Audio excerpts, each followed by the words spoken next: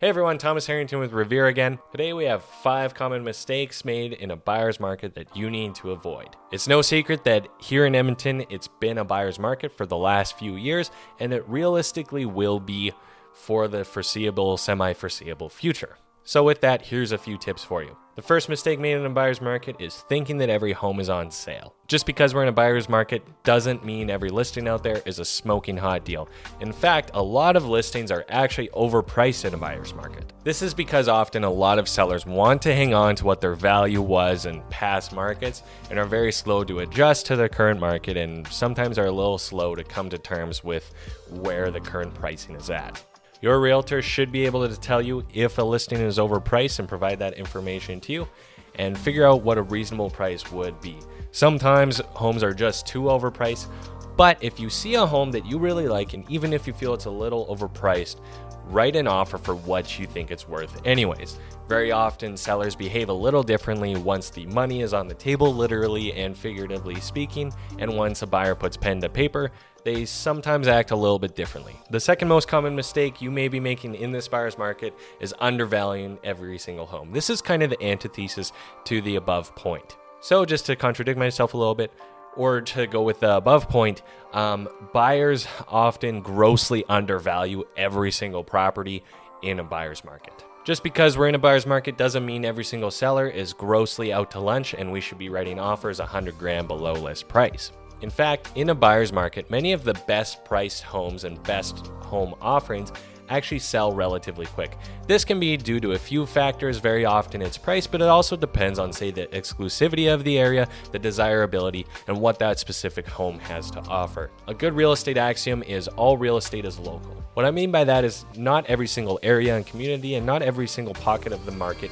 is exactly the same. Even if it is an overall buyer's market in Edmonton, there are still certain areas where the market will be very hot and prices may actually be increasing in certain areas. When it comes to finding the real value of any given home, have your agent pull the historical relevant sales data for that area for you so you can determine if the home is priced well. As an agent, this is a very important part of our job, is finding the accurate and fair value of a property, which translates into writing the right offer for that home.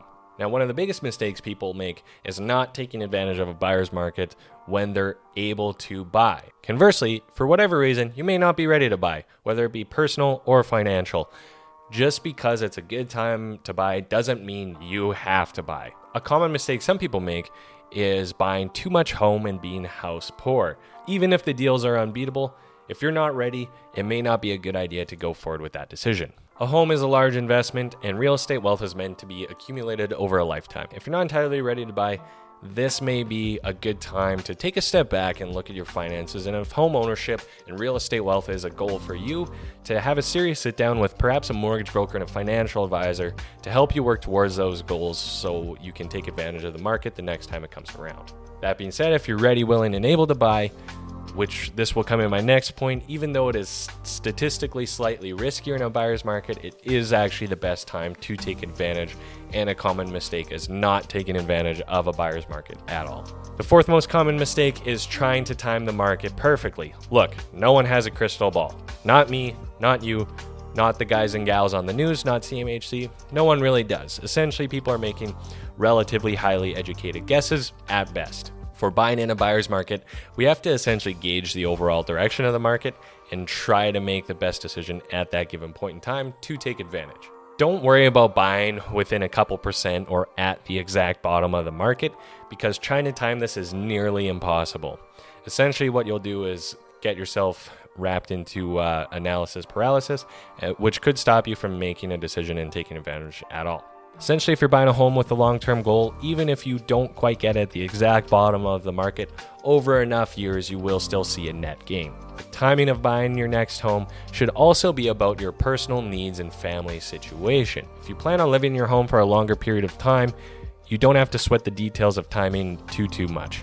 Point number 5 on this list is failing to act if you are, in fact, ready to buy. There's a bit of a logical fallacy when it comes to home buyers, is that buyers are hesitant to buy in a buyer's market, but buyers love to buy in a seller's market. Even though there is less inventory, more competition, and prices are higher, this is actually perfectly understandable. Many people want the comfort of knowing the market is stronger, So it does make sense that buyers would prefer to buy in a seller's market because they have a little more of a guarantee that they can turn around and sell that property soon.